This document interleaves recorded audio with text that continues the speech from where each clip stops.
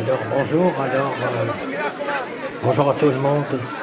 Bienvenue à cette autre émission du Poétiquement Vôtre du Pierrot. Alors aujourd'hui, nous avons le plaisir de recevoir en studio, c'est-à-dire en enregistrement, Madame Monique Chérier, qui d'elle-même va se présenter parce que je pense qu'elle est souvent connue sous un autre nom. Alors, est-ce que je peux te voir, Monique? Bonjour, Monique. Alors, on est présentement en enregistrement. Alors, Monique, je sais que tu écris depuis nombre d'années. Alors, j'aimerais ça que tu nous fasses un peu une rétrospective de tes activités littéraires. Et ça, depuis combien de temps tu travailles à l'écriture? J'ai commencé très jeune, très jeune, parce que mon père était vraiment très sévère sur le français et la culture francophone. Alors, j'ai commencé vers l'âge de 3 ans en allant dans des cours de ce qu'on appelait d'expression, des cours pour se présenter, savoir quoi faire et comment. Alors, j'ai grandi avec ça.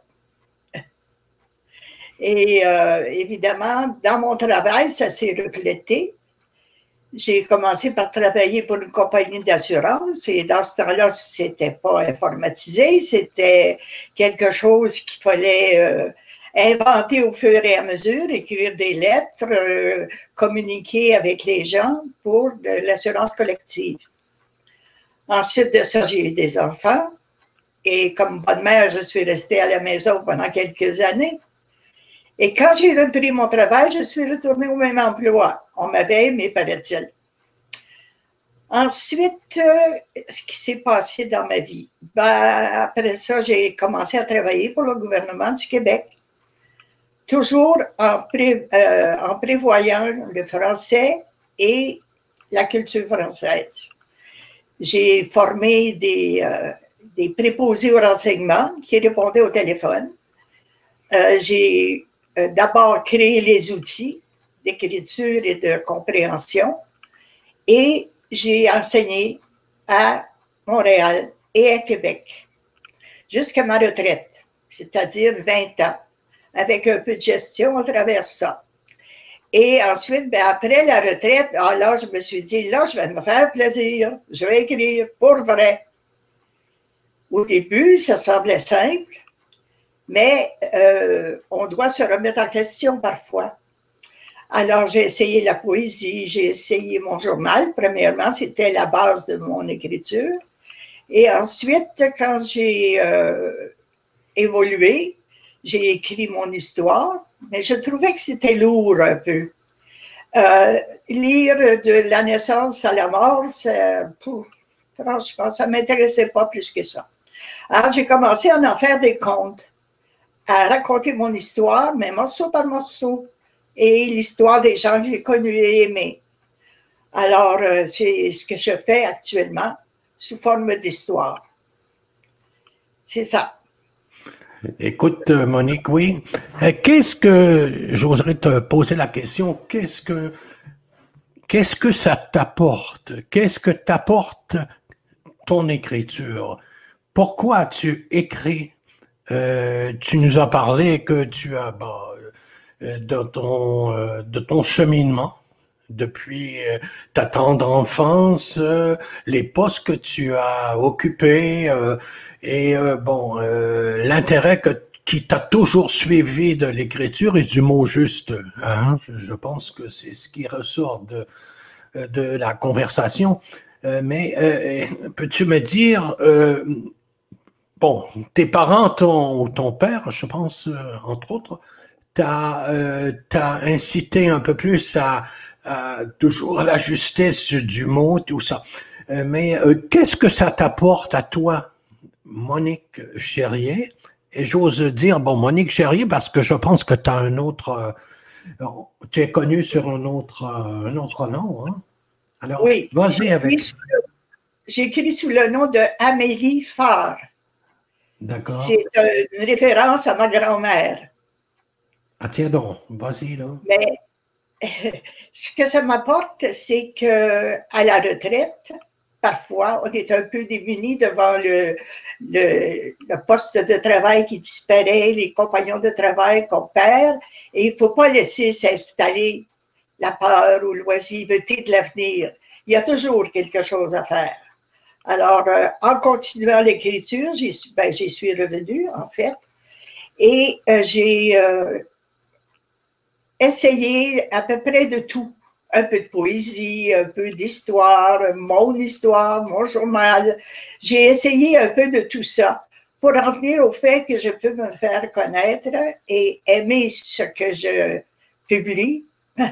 Je n'ai pas publié encore, mais ça viendra peut-être un jour.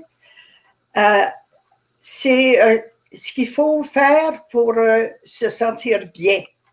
Alors, quand j'écris des histoires, je les modifie, je les change, un petit peu de vérité, un petit peu de mensonge là-dedans, mais ça me satisfait énormément, sous le nom d'Amélie Faure. C'est d'après ce que tu sembles dire, c'est que tu t'en tiens à des faits véridiques, pour la plupart, et tu brodes alentour de ça. Alors, tu rajoutes quelque chose qui ajoute à tes propos, tout ça, qui n'est pas nécessairement vrai. Je pense que c'est le propre un peu des contes, hein? Je pense le côté magique, côté. Oui, excuse-moi, Pierre. Oui, vas-y. Quand on va chercher dans son histoire, c'est beaucoup plus facile à la mémoire aussi. Quand on s'en tient à des faits vécus, la chose est plus facile, autant pour la mémoire de mon âge que pour la vision de mon âge. Parce qu'il faut bien l'admettre, je ne suis plus très jeune. Mais je continue d'en vivre parce que c'est à la fois réconfortant et de savoir qu'on a encore de la mémoire et de pouvoir le transmettre. D'accord. Alors, le fait de constituer des comptes en particulier, là, ça te permet d'exercer ta mémoire, donc de rester toujours actif malgré malgré les handicaps ou les incapacités qui viennent avec l'âge. C'est ça. Alors, tu parles de ta vision, tu parles je sais pas, de ta mémoire, mais moi, pour te connaître un peu, je trouve que tu as quand même une mémoire qui est quand même très, très bonne. Et c'est toujours intéressant d'entendre ce que tu as à raconter. C'est bien ça. Non seulement à raconter, nous conter, mais tout ça, il y a toujours quelque chose d'intéressant dans ce que tu réussis à nous transmettre, quoi. Ben, en fait, c'est ma vie en part franche. Ça me fait penser, il y a comme une image à un pain où il y a plusieurs tranches. Alors on livre le pain et en plusieurs tranches, c'est ça? C'est ça, c'est un peu ça, oui. C'est ça qui est réconfortant et rassurant. On sait qu'on a de la mémoire avec pas de tranche. Si la mémoire n'est pas présente à un moment donné, on peut toujours en inventer un petit bout. Mais c'est rare. En général, c'est assez fidèle à la vérité. Oui, OK, dans ce que oui. Alors, pour la question, alors je posais la question depuis combien de temps? Tu as répondu.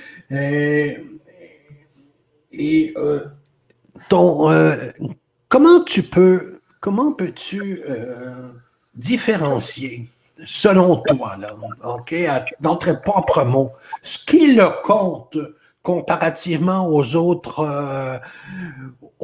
styles littéraires, la poésie, les essais, les biographies, les romans, tout ça. Comment pour nous dire à nos auditeurs, là, comment tu décrirais ce qu'est le conte? Ben, ce qu'est le conte, d'abord, premièrement, c'est mon histoire et l'histoire de gens que j'ai connus et aimés. Comme je disais tantôt, par tranche, c'est plus facile pour la mémoire et c'est aussi réconfortant jusqu'à un certain point de suivre ces gens-là qu'on a aimés et dont on garde un bon souvenir. Et c'est leur rendre hommage aussi. Comme un rappel, ça tient toujours vivant ceux qui nous ont côtoyés.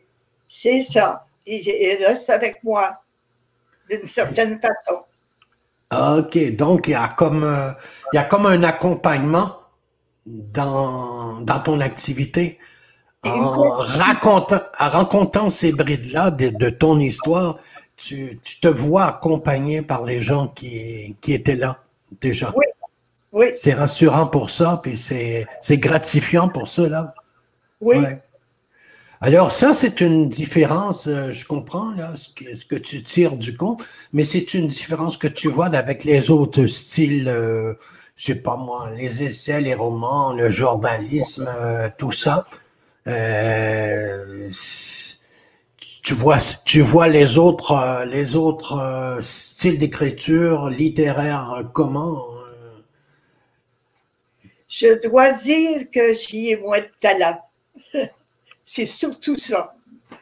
Parce que le jour où j'ai écrit de la poésie, une fameuse poète de notre groupe, Madame Thibodeau, elle a dit que c'était de la proésie. De la? Alors, je me suis dit, ben, la proésie. La poésie, ouais. C'est-à-dire la prose poésie. Et ouais. Je me suis dit, ah bon, mais c'est pas encore ça. Alors, j'ai essayé d'autres choses.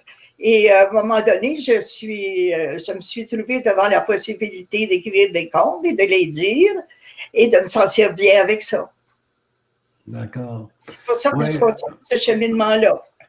Ouais, ben, si on pense à la poésie, aujourd'hui, il y a plusieurs formes. La poésie est surtout dans la forme et non pas dans le contenu. Il y a plusieurs formes à écrire, mais aujourd'hui, c'est la poésie classique, c'est le mieux. Aujourd'hui, c'est plus de la prose. Alors, les vers, les rimes et tout ça, la plupart du temps, il y en a beaucoup moins.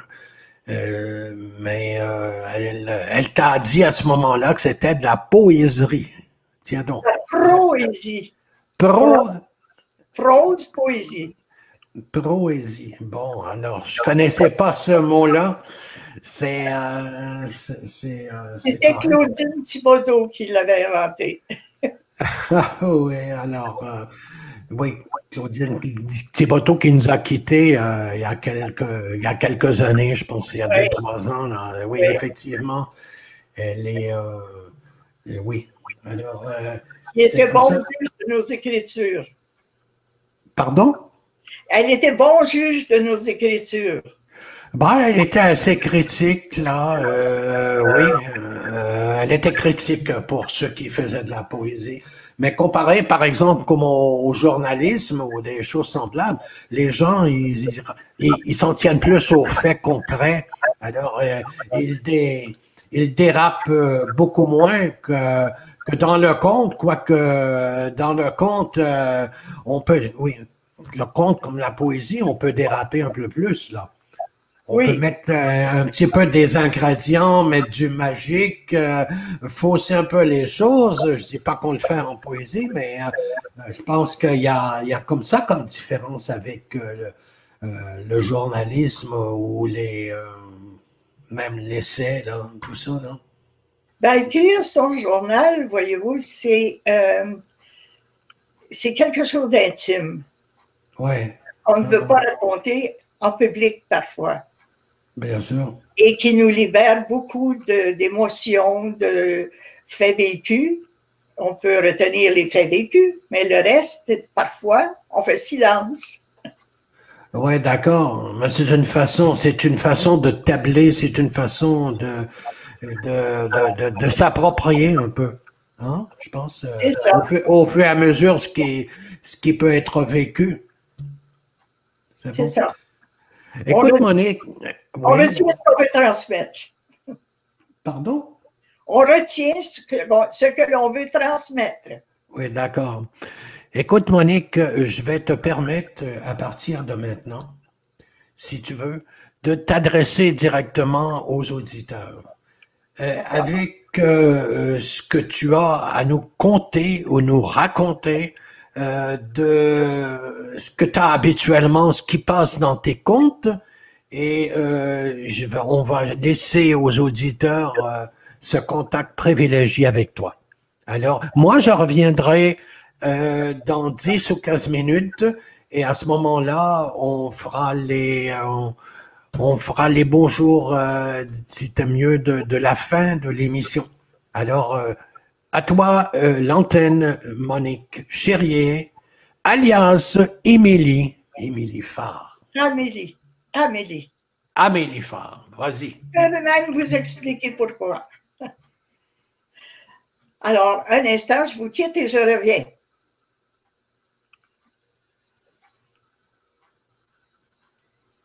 Voilà.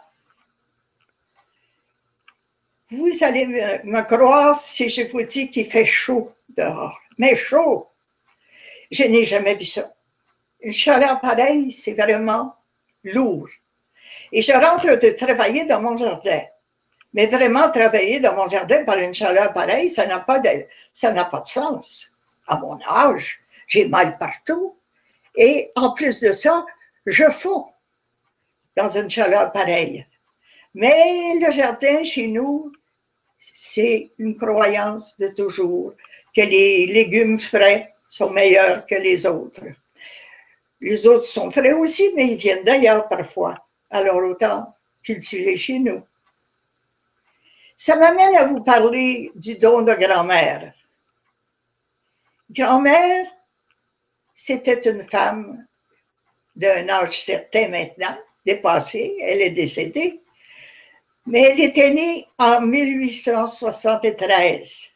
C'est vous dire que le monde a beaucoup changé depuis. Et alors, quand elle était jeune femme, elle était d'une famille de cultivateurs et en connaissait tous les rouages.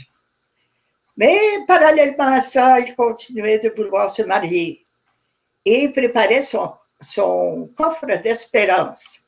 Elle cousait des draps, des têtes d'oreiller brodées, des couvertures tissées et empilait tout ça dans un coffre qu'on appelait son coffre d'espérance. Jusqu'au jour où elle a rencontré celui qui allait l'accompagner pour l'avenir. Alors, ils se sont fiancés un dimanche matin, après la grand-messe, près du cèdre qui poussait à côté de l'église, la main sur le cœur et sur le missel. Ils se sont jurés fidélité pour leur vie. Et je crois qu'ils ont tenu le coup. Grand-mère avait un don.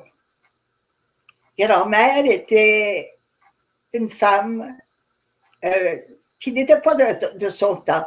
Elle était un peu d'avenir. Elle savait s'affirmer, elle savait écrire, elle savait lire, ce qui était rare en ce temps-là.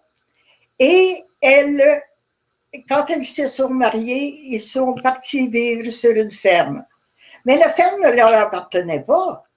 Ben non. Ils la cultivaient, ils en prenaient soin, mais ils n'étaient pas propriétaires de la terre. C'était le seigneur de Beaujeu qui était propriétaire des terres. Le seigneur de Beaujeu, c'est un titre de noble français qui avait fait son argent en vendant des fourrures et que, après avoir vendu des fourrures, l'argent qu'il a ramassé, il a acheté des terres en Amérique. Il est venu en Amérique et a commencé à encourager des cultivateurs à cultiver ces terres et lui payer des redevances à la fin de l'année. Donc, quand ils se sont mariés, Mélitime et Fortuna, son futur, ils se sont installés sur une de ces fermes où il y avait maison et dépendance. Les tâches étaient bien partagées. Fortuna cultivait la terre et s'occupait des animaux. Mélitime s'occupait de la maison, des enfants, et tenez-vous bien, du poulailler, de son jardin et du four à pain qui était bâti à l'extérieur de la maison. Ils ont eu 10 enfants. Ils en ont perdu une. Ils ne connaissaient pas la contraception, mais chose étrange, tous les enfants avaient 2 ans d'intervalle. Il y avait quand même des trucs. Mais voilà, dans son jardin, Mélitime, c'est son nom, n'oubliez pas, je le porte aussi. Je vais vous dire comment je le porte. Mélitime, c'était un aurore, hein, et pas tellement sympathique, dont Fortuna avait fait Mélie. Alors moi, j'ai pris Mélie, j'en ai fait Amélie, et comme son nom à elle, c'était Farran, j'en ai fait Phare, P-H-A-R. Alors, c'est de là que c'est parti. Et dans son jardin, Mélitime avait un carré qui lui était réservé, tout à fait au fond à droite, un endroit où l'on n'allait jamais. Elle seule en avait la surveillance et la culture. C'était des herbes médicinales, des herbes de cuisine, des herbes qu'elle seule connaissait. Et elle était un peu sorcière parce qu'elle utilisait ces herbes-là. Elle savait quoi en faire. Elle était sorcière, mais une bonne sorcière. Alors, voilà ce qu'elle faisait. Quand quelqu'un était malade, elle faisait des décoctions, elle faisait des tisanes et elle soignait les gens. Elle commençait autour d'elle et à un point donné, le curé du village commençait à lui faire confiance et il la nomma sage-femme. En plus. Alors, quand c'était le temps de l'accouchement d'une personne qui ne présentait pas de problème, c'était Mélitime qui allait l'accoucher. Elle partait avec son chaudron de soupe le matin. Elle allait rencontrer la personne, elle l'accouchait, et le chaudron de soupe servait à fournir le premier repas le soir pour pas que la nouvelle maman ait à faire à manger la même journée qu'elle avait accouché. C'était les habitudes du temps. Alors, Mélitime, dans son jardin, en plus des légumes, et il y en avait beaucoup parce que le jardin était très grand, elle cultivait aussi un pommier et un cerisier pour les fruits. Et le reste, c'était des légumes, plus le petit carré d'herbe inconnu de toute la famille. Elle seule savait ce qu'il y avait là. Aussi, vers 14-18, il y a eu la Première Guerre mondiale et Fortuna cachait des jeunes qui ne voulaient pas aller en guerre. Dans sa grange, il avait ménagé un endroit où ils pouvaient se reposer et dormir, et Mélitime, comme il faisait de la nourriture pour tout le monde, en faisait un peu plus pour ces jeunes hommes. Quand la guerre fut finie, après 14-18, il y a eu une pandémie. C'est pas nouveau, les pandémies. Il y en a toujours eu. Mais voilà que cette pandémie-là, c'était la guerre espagnole. La grippe espagnole, pardon. Et cette grippe-là tuait beaucoup de monde. Mélitime cueillit des plantes dans son jardin et commençait à soigner ses voisins et tous ceux qui attrapaient la grippe espagnole. Elle partait le matin, encore avec son chaudron de soupe et ses herbes, et allait soigner les malades. Elle amenait avec elle l'aîné de ses fils, Eugène, qui lui allait s'occuper des animaux pendant qu'il s'occupait des humains. Bien, figurez-vous qu'ils n'ont jamais attrapé la grippe espagnole. Ni l'un ni l'autre. Ils ne l'ont pas ramené à la maison non plus. C'est vous dire qu'il y a toujours des gens qui sont bénis des dieux pour ne pas transporter la maladie avec eux.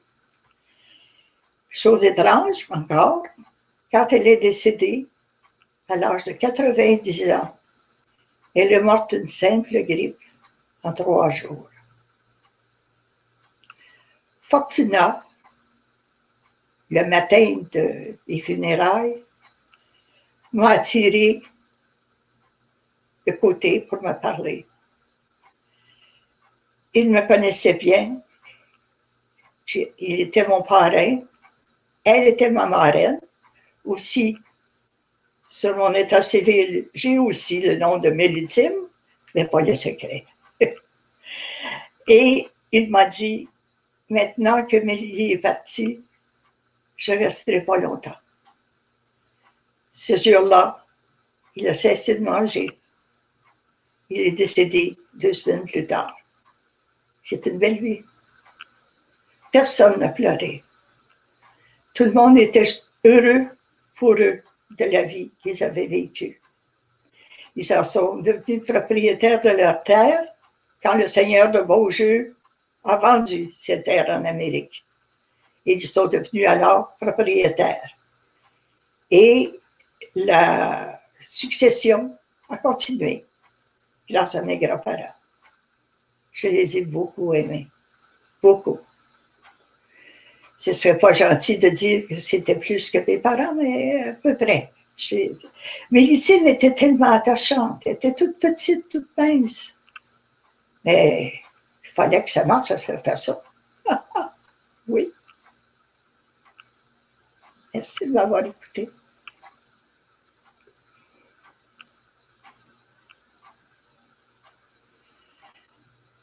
Il me reste un peu de temps, Pierre. Allô? Allô, maman? Oui, oui, je suis là. Ah, c'est un très bon conte. C'était très agréable à entendre, Monique. Moi, je t'ai suivi à l'once près et je suis certain que nos auditeurs vont adorer ce témoignage-là parce qu'à l'entour de ton conte, il y a un témoignage, hein, tout de même. Hein. C'est ça qu'on sent. Et est-ce que, je ne sais pas si tu aurais ou pas un autre petit conte à nous raconter, quoi, là? Ça te fait rire un peu? As-tu quelque chose d'autre dans ta poche arrière, quoi? Ah, j'en ai plusieurs dans ma poche arrière, mais je vais en dire un tout petit, il me reste peu de temps, de toute façon.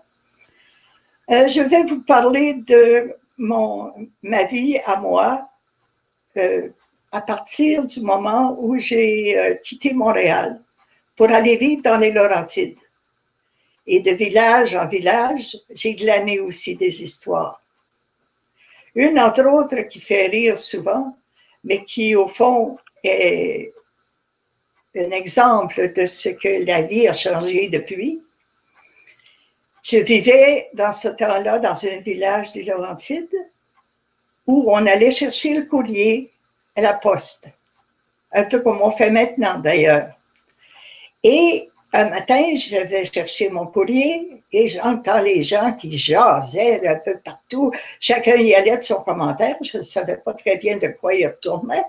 Alors, je demande, qu'est-ce qui se passe? On me dit, il y a eu un incendie cette nuit. Ah oui? Ah bon, je n'ai pas entendu l'alarme.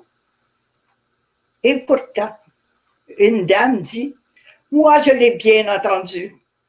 J'ai poussé M. le curé du coude. Et je lui ai dit, monsieur le curé, levez-vous vite, il y a le feu.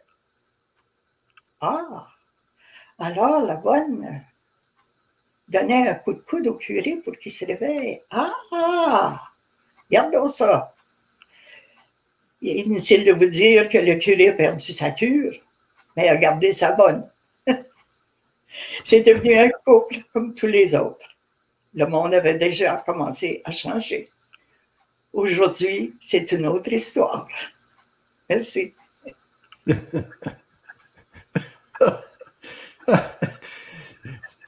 Celle-là, Monique, tu me l'avais jamais racontée. Ma poche arrière, cela. Pardon? Elle était dans ma poche arrière. Ah, elle était dans ta poche arrière. Et t'as-tu des poches de côté? Il te reste-tu une poche de côté, quelque chose comme ça, hein, pour nous en tirer un autre? Pour aujourd'hui, je vais te dire, ça... Hein? Il reste encore beaucoup de temps, Pierre? Non, on a quand même 5 minutes encore, hein? Ah, encore? Oh, Oui, oh. si tu veux. J'ai été trop vite, hein? Je devais raconter. Non, mais c'est... Non, on a peut-être un 5 minutes, là, puis après. Oui. Est-ce que tu en as un autre à nous conter? Ben, dans mon périple à travers les villages des Laurentides, c'est sûr que j'ai vu beaucoup d'histoires, beaucoup de poésie aussi. À Mont-Tremblant, entre autres, quand je vois le soir que le lac tremble et la montagne aussi. À savoir pourquoi, c'est un phénomène optique, tout simplement. Mais ça donne l'illusion que tout ça tremble, comme une vague, avant le coucher du soir. Quand notre Laurencie pardon, je l'ai perdu celui-là. Quand notre Laurencie se glisse dans la nuit, on voit trembler la montagne. Et il se fait un calme, un silence. Les bateaux sont rentrés, les gens aussi. Tout le monde s'en va dormir. Moi, j'aime bien veiller. J'aime bien m'asseoir sur la terrasse du chalet des Chutes et observer et écouter. Je vois le tissu de la nuit s'éveiller, les étoiles qui paraissent et le silence qui s'établit, sauf la chute qui coule jour et nuit à l'année. Elle se précipite dans une rivière qui descend le long des champs, tranquillement, jusqu'au fleuve Saint-Laurent. Elle fait partie des gouttes d'eau qui complètent l'océan. C'est un rêve, un beau rêve, un souvenir que je garde fidèlement. Merci. Oh, ben, écoute, c'est bien ça. C'est encore plus poétique. Alors, on va beaucoup. Je m'encourage comme ça. Ah, c'est un conte qui est très poétique, ça. C'est peut-être pas de la proésie, mais comment on pourrait appeler ça? De la contérie, de la contrésie. En tout cas, pourvu que ça finisse en i, on va s'en accommoder. C'est un conte poétique. Écoute, Monique, alors, écoute, pour aujourd'hui, on a été honoré de t'avoir en ondes. On te remercie beaucoup de ta présence et je pense que les gens qui vont nous écouter, écouter l'émission, vont apprendre beaucoup de ce qui est Amélie Faure, qui est Monique Cherrier, parce que tu es connue un peu beaucoup, je te dirais, de plusieurs personnes, et ils vont se délecter de t'entendre et de te voir. Alors, merci à la régie, à Jean-Marc Drolet, tout ça. Et je vous dis, chers auditeurs, à la prochaine avec une autre de nos émissions, Poétiquement Vôtre, avec les amis du Pierrot. Merci, Monique.